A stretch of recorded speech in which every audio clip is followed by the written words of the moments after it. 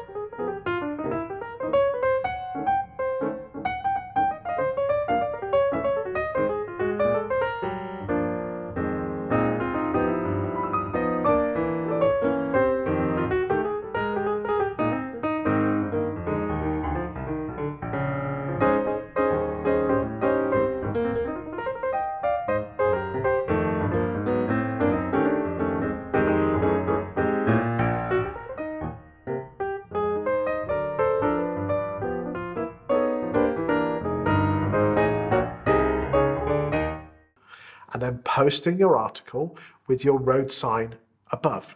That will enable you to provide a link which you can see at the top here. Make sure you only copy that link once you have published it, because before it's a gobbledygook code that no one will be able to look at if they click on. With that code, you can then share it to as many people as you like. However, what I find is that not many people actually click on the article. And remember, let's go back to the stepping stones. The job of the social media is to get people from the social media platform to their blog. So as you can see on the screen now, my best advice would be to click on the word post. Now, if you just copy a post in, what happens is a little thumbnail appears. It looks great, but the photo isn't that big. And also, LinkedIn doesn't want you to leave LinkedIn. And by putting a hyperlink into a post, it means that it's not going to serve it as much. As you know, I'm a bit of a LinkedIn freak when it comes to posting stuff. What I've noticed is that if you do it in a particular fashion or style, the amount of people that it will be served to, and more importantly, the amount of people it will be click on it, goes through the roof. And it's important you do it in this order. So the first thing you're going to need to do is have a link ready of your blog, not the blog itself, but the blog page of the article. Second is a photograph of the name of your town, because they're really important. And also have prepared a little bit of a write-up, like an intro paragraph. And you need to do it in this order for it to work. Step 1, cut and paste your intro paragraph into the post part, like you can see here. As you can see, it's just a couple of lines. Secondly, click on this photo icon and add the photograph. You must add the photograph next. And then the third thing is go and get a copy of your URL of your blog post and paste it in to the end of the written part, as you can see here. What that enables you to do is when you click on the word post, see what happens. You have a huge, massive photograph, you have the written part, and then you have a link to your blog here. And that is where the magic happens. If you do it in that order, the number of people that will look at it and engage with it will go through the roof. But if you don't put a photograph on, and make sure you put the photograph on first before you put the web link, then it will be served probably 10 or 15% less. In terms of tagging people and hashtags, my advice is to keep the hashtags on LinkedIn to an absolute minimum. In fact, the only hashtag that I would recommend you use is the name of your town. Doing stuff like buy-to-let, landlord and stuff like that looks like you're trying too hard, and people don't like when they think they're being sold to. If you are also going to put a hashtag in, again I'm going to use my example of the town of Grantham, put the name of Grantham early on and then do a hashtag later on, further down the write-up bit. So again, it doesn't look like you're trying too hard.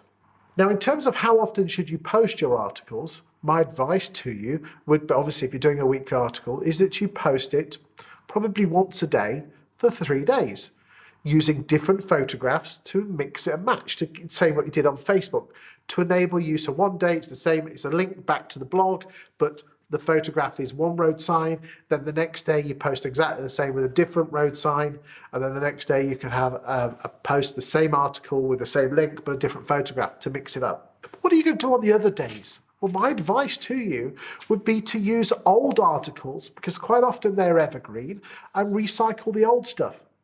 And by doing that, you'll be onto a winner. LinkedIn does have LinkedIn groups, but I find they're not particularly popular. You can, if there is a great LinkedIn group on your town, go and have a look. The way you do it is you type in the name of your town in the search bar on LinkedIn, and it comes up with every reference of your town, and you click on the word groups.